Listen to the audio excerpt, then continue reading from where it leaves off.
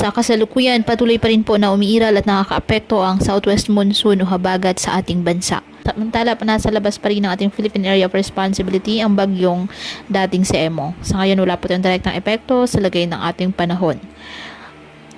Dahil sa nasabing habagat, asahan ang occasional rains sa Ilocos Region, Batanes, Babuyan Islands, Abra, Benguet, Zambales at Bataan.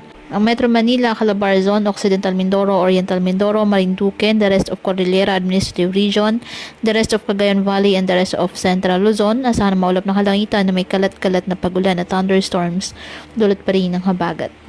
Bahagyang maulap hanggang sa maulap na kalangitan with isolated rain showers or thunderstorms naman ang asahan sa nalalabing bahagi ng ating bansa na dulot pa rin po ng habagat.